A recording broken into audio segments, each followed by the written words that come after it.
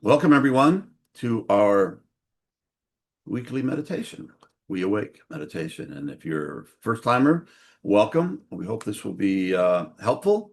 I'll say a few words, and then we'll go into a meditation, a half hour of brain entrainment technology called VisionQuest. And this is the second track in VisionQuest. It's a 30-minute track, and it was designed specifically to take one into deep levels of consciousness and where we have access to their deeper issues of what our life's about. And if you think my face looks funny and kind of fuzzy and pink, it's because, well, it's funny and pink. No, it's not that. It's I was playing around with Zoom, and because this is going to be on YouTube. This is on YouTube, watching this. And over 50%, perhaps up to 90% of everything you see on YouTube these days is AI generated. Okay. Human beings did not create the narration. They didn't write the copy. They didn't speak the copy. It's AI generated voice, and all the videos and the fancy little grainy things like film and the background music, that irritating music in the back, that's all AI generated. And this is like just taking over YouTube and the world. So, so I was playing around trying to look like, because you can also see faces of people talking, and you look at them, they're not quite right. They're also AI generated. So I was playing around with filters, see if I could make myself look AI generated, and I kind of did, but I couldn't take it off. But you'll be glad to know I was able to remove the red lipstick. So, thank God for small things. But the point being is that one of the most important commodities that we have in our lives right now is our attention, where we place our attention, because everything is just designed to become addictive and just keep us looking at the screen, keep us, we call it doom scrolling, right? You know what I'm talking about, and just on, and you wake up in the morning and this thing, is President Trump did this ridiculous thing today, blah blah blah blah. And it's just like, no, I can't do this. I got to go meditate and to really limit yourself. So I was experimenting with that, and it's devastating, and we don't know what it's doing to our brains and our consciousness, and what the story's going to be. But just know and pay attention to this now, because YouTube is not announcing it yet. And of course, they could demonetize us, but it's hard to do when you're not making any money. But anyway, it's all AI generated. So they need to put up there, this is AI generated, or prohibited or something, because it's just taking over. And I challenge you to take, 20, 30 minutes and just go YouTube and just watch it all. So it's really disturbing. So that's why we're here. And even though I kind of look fakey, it's really me.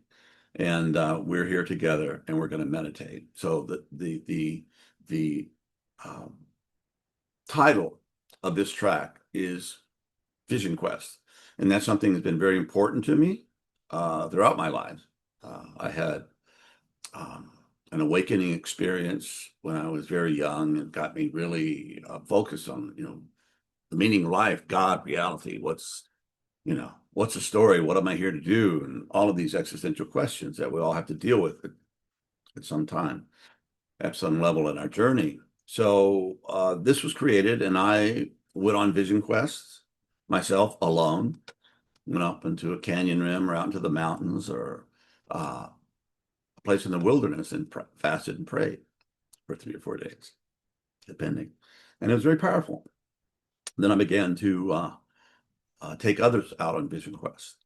And I designed a whole wilderness addiction treatment program whose final stage was a prayer fast in the wilderness, where people who were struggling with addiction and alcoholism would finally say, okay, here I am, Creator, here I am, God, great mystery. And please, me sitting out here and being lonely and being cut off from my people and fasting, being out here in nature is showing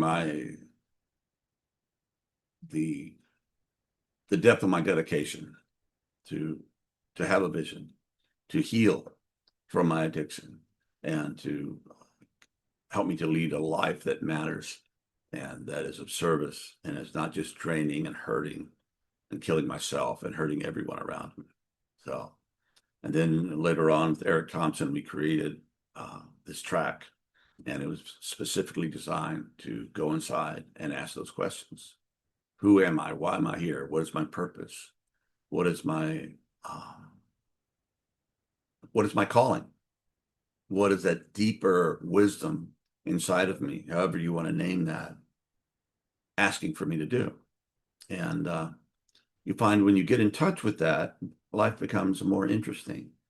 It becomes less chaotic and becomes more meaningful. Things start to fall into place. Carl Jung talked about this, and this, the right book comes up, or you meet the right person, or the bird comes and lights on your knee, and tells you something. That happened in a VisionQuest I was on, actually. And so the purpose in life, and it becomes not just chaos with addictive videos and addictive smartphone stuff and addictive television shows, series, and blah, blah, blah. It comes to mean something more than that. And so then when we find out what we're doing, then we have to behave in such a way that honors that and live our lives in a way that, okay, I know what I'm here to do, and I want to do as best as I can, as best I can. So, I'll do my bit, however small that is, and then spirit or true nature or God or however you want to name this will do what I can't do.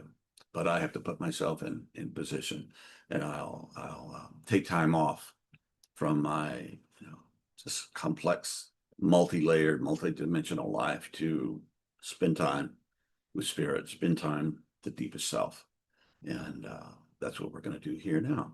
So it would be a good time to meditate on, why am I here? What is my calling? What is my mission? What is my vision for my life? Because if you have a vision for your life, it's amazing. You can get through almost anything. But if you don't have a reason to be alive, it's hard to get through almost anything. So with that in mind, let's go inside. And as my Native American friend and teacher used to say, Mataquias. Okay. And let's begin.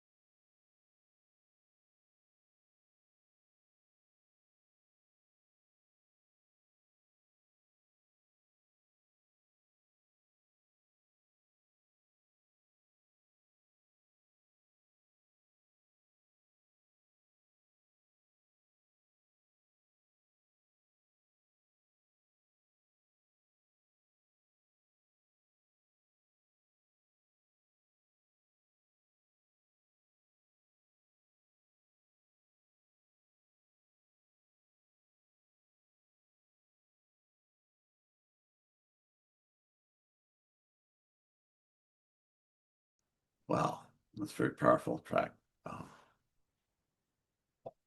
It's VisionQuest.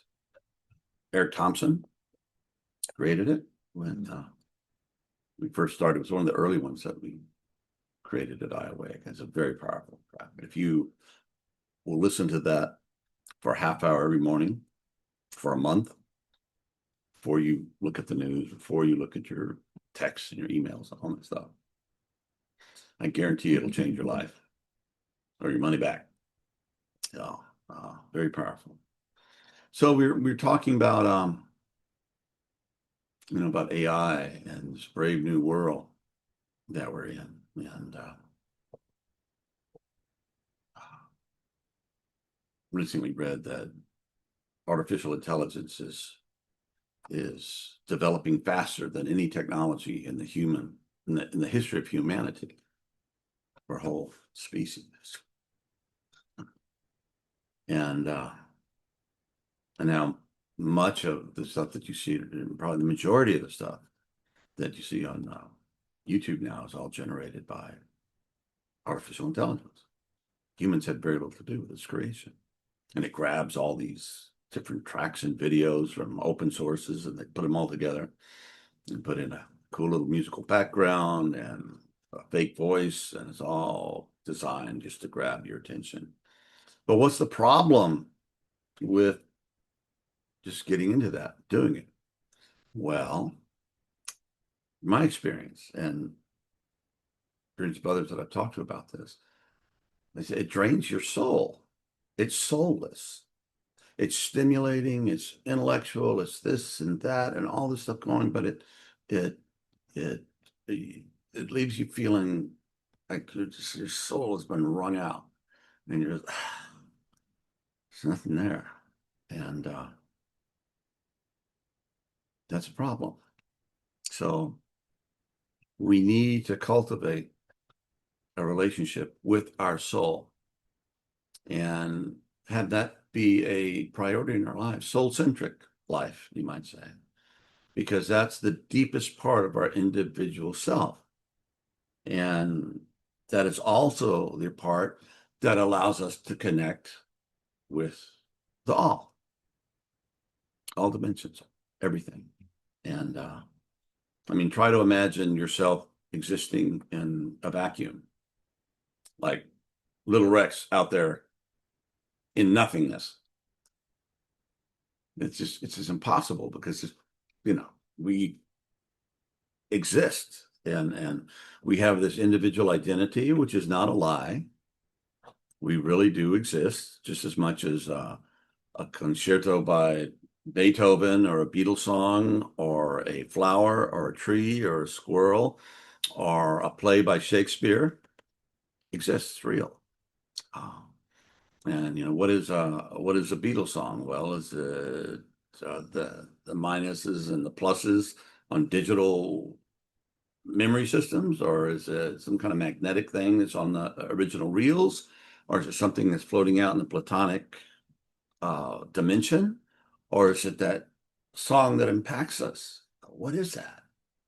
Well, it's a mystery, and that's why I think that largely science has been unable to run into real problems when they start looking to the basic reality of quantum physics or quantum mechanics, which is a very interesting word, trying to extrapolate that this is just all one big machine. And if we can figure out how all the gears and everything change or turning, we can figure it all out. Definitely the reality that's found at those levels is definitely not mechanical. It's quite mysterious and quite mind-blowing, and we can't quite put it into mathematical language, although they've been very noble in their efforts. But then they start trying to make the data fit into the equation instead of the equation fitting the data, and it becomes a real problem. But anyway, back to the soul, the reality of your own deepest self. And I think we've all had experiences of that. Sometimes it can happen in moments of flow. If you're an athlete, you experience that, or a musician, or a writer, or a mother, or when you're just kind of getting out of your own way and letting yourself become an instrument, if you will. That's what St. Francis said, Lord, make me an instrument of your peace. In other words, come through me, and I will be there to be the instrument to be played. And when those moments happen, it's beautiful. It's life enhancing, it's spiritual. And it doesn't have to be, uh, you're playing it.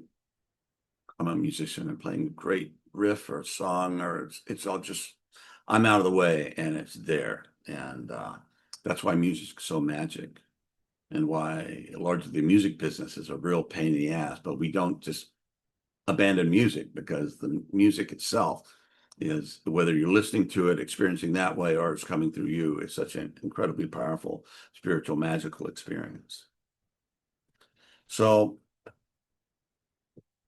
yeah, so we need to cultivate the our experience of that, and it can be something very complex, such as writing a play or being an actor, being Macbeth on the stage and having Macbeth come through you in that moment, which came from the heart and soul of Shakespeare into the present stage. Or it can be as simple as being kind to somebody you meet on the streets. You guys have had experiences that I do most of the shopping in our house. When I go to the grocery store, I often connect with the person that's either putting the groceries in the bag of the person behind the cash register. We just have these moments where I acknowledge their presence and their humanity, and something happens between us, and it's a beautiful experience. So small acts of just kindness and compassion, helping the old lady across the street, or carrying her bags, or opening the door, or whatever small possibilities for service that come up throughout your day and throughout your life. Lean into that, let that happen through you. And that not only will you be giving, but you definitely receiving. And there's some kind of circular flow that happens that deepens us into who and what we are. And your little ego self is real. Okay. It's not an illusion. It's really there, but we have to get in a relationship with it so it gets out of our way. And the more that we, in meditation, for example, today I was getting some spots where, all my thinking kind of just there, and I was present.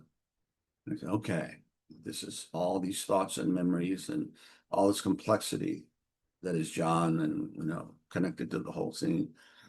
You can get lost in it, or you can become in relationship with it and objectively kind of understand what it is and accept it, and polish it, fix the broken stuff, and heal and do what you can, so that this little individual node of consciousness becomes something that's worthy and noble and good.